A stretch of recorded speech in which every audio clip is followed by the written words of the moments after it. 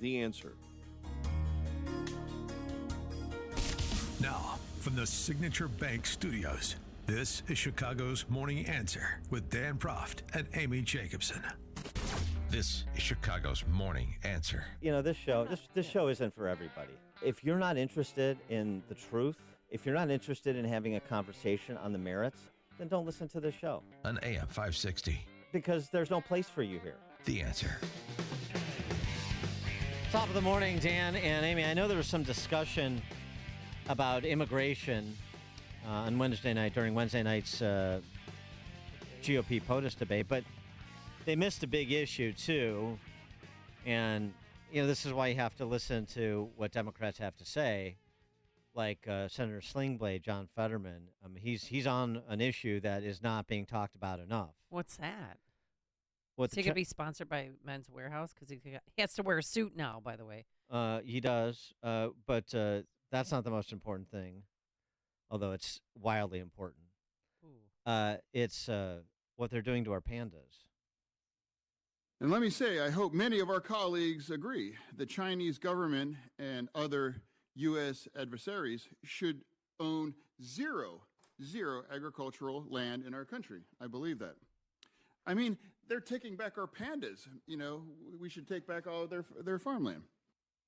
Pandas for farmland. Pandas for American farmland. 312-642-5600. Turnkey.pro answer line. We'll take your calls on that. That's a pressing issue. Also, probably need a legal opinion on that. If we can maybe broker that deal. Ken Cuccinelli is national chairman of the Election Transparency Initiative. He's also former attorney general of the state of Virginia. Ken, thanks for joining us. Appreciate it. What about that? Do you think we could negotiate? I mean, we gave $6 billion to Iran for hostages.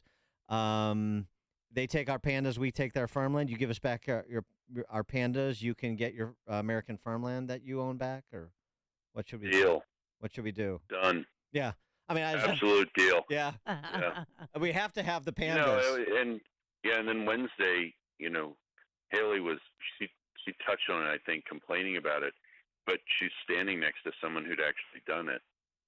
DeSantis blocked it in Florida. They passed a law blocking China from owning land in Florida. Well, when also next door in South Carolina, when she was governor of South Carolina, she could have done that. She didn't do that. She's busy giving Boeing $900 million subsidies. But I mean, does Florida have does Busch Gardens have pandas? Did not allowing Chinese communists? They have pictures of pandas, and we'll even paint over the pictures, but we're keeping the farmland. All right. Well, so taking a hard line on We'll go koalas. We'll even stay out in the Pacific region, but we're going to go Australia on this one. We're going to substitute koalas for all of them. All right. It's interesting. Well, this is a referendum question. This election is pandas or farmland. Ken Cuccinelli, let me ask you this question, since you brought up DeSantis in the debate on Wednesday night. He made an interesting statement. Unfortunately, the moderators were generally comatose, so there was no follow-up on this. But he suggested that when it came to domestic crime that's besetting our metropolitan areas, not just the cities, but the suburban areas too, he said that he would task the Department of Justice to bring civil rights suits against Soros-funded prosecutors. Well, so you're a former state attorney general. So give me the legal theory under which the Department of Justice could bring a civil rights action against a prosecutor, given the wide discretion prosecutors have. So, first of all, remember that civil rights cases at the federal level were originally designed to be brought against state and local government officials, not just other folks. So that's the design originally intended because, look, I'm in Virginia. The government of Virginia, along with a lot of other states, sheriffs or whatever, they use the legal system to persecute and to persecute black citizens and to allow others to do the same by protecting them under color of law. That's the phrase. So back to your question, how do you get after a prosecutor? There are Soros prosecutors all over the country. There's only one person who's ever removed one, and that's Ron DeSantis, and he's removed two in Tampa and Orlando. And so he's done something like this before. The civil rights efforts would be directed at people who've said, no, we're not going to do this, we're not going to do that. I mean, a lot of these people announce they're not going to enforce laws that are on the books. And you have an arguable civil right to be safe. Some of these people have set themselves up, and they continue to do so very brazenly. And when their actions line up with their statements, you've got yourself a case right there. And, frankly, it's smart. People forget. Christie talks about being a prosecutor up there, and he was U.S. attorney. Ron DeSantis was a prosecutor, too, both in the Navy and out of it. And so, this is not something new and foreign to him. But I will tell you, these Soros prosecutors and their lookalikes all over the country that are favoring criminals over crime victims are really playing a big role in the gutting of our cities. And none of us here, I've been with you guys before. I know, hell, you're in Chicago. We want to protect everybody. You don't want to just protect people who agree with you. You want to protect everybody, and that's the kind of leader DeSantis was talking about being. And here these Democrat cities have voted their way into oblivion. And DeSantis just isn't willing to leave them there. Right. And, Trump talked about it, never did anything about it. Speaking of Trump, whose idea was it for DeSantis challenge Trump to a one-on-one debate? Yeah, well, those types of ideas always come from the governor. I'm with the super PAC, so I don't actually get to talk to him about stuff like that. But I do know the governor is extremely hands-on. That wouldn't have come out without his decision, obviously. And frankly, I'm almost giddily looking forward to the Newsom-DeSantis debate at the end of November. So I wish it was sooner. Oh, that's going to be spectacular. I hope they allow visuals, so they can each use PowerPoint screens behind them, and we can show needles and feces and all the rest from all over California as part of that debate. It's good. There's going to be no audience, but yeah, visuals would be a good thing.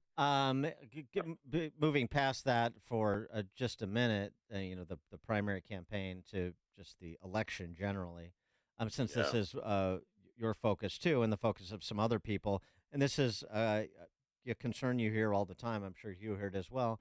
No matter who it is, they're going to steal it from us. They won't allow us to win. I mean, it's.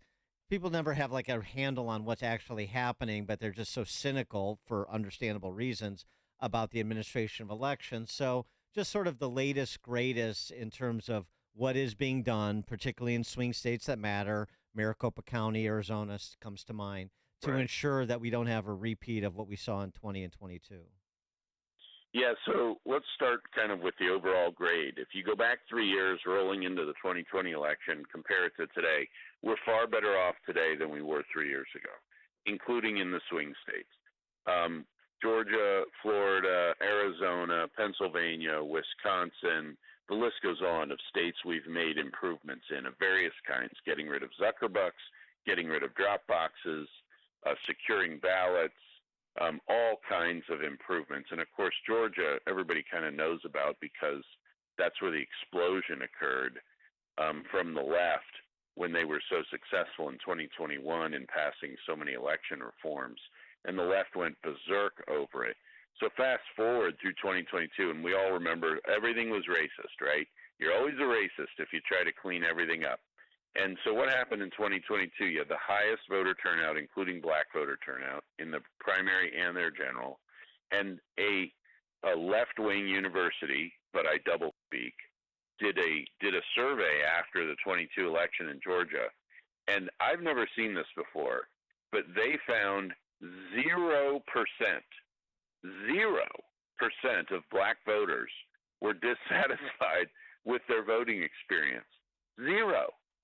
And when you add when you compare black and white voters on their view of was the election run well, they literally land within a couple of tenths of a percent of one another, right around 73%.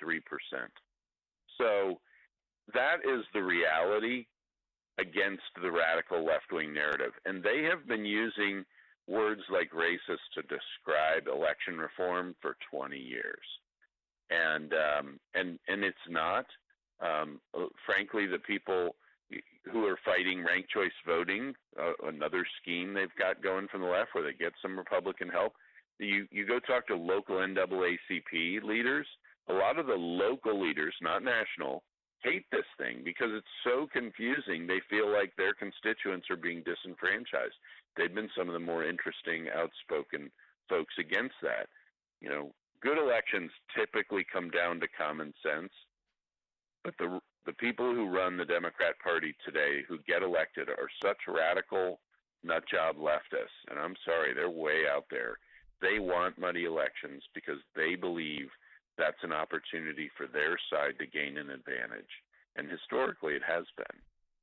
Ken Cuccinelli, National Chairman of the Election Transparency Initiative, former Virginia Attorney General, and as he mentioned, he's with DeSantis' Never Back Down Super PAC as well.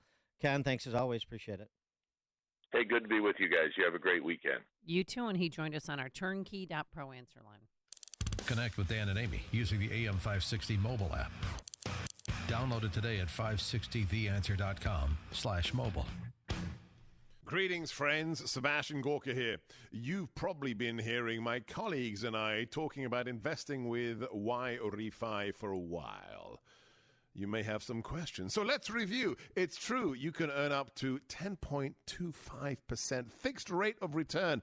That's not correlated to the stock market or the Fed. You can turn your income on or off, compound it, whatever you choose, and there are absolutely no fees. There is no attack on principle if you ever need your money back. And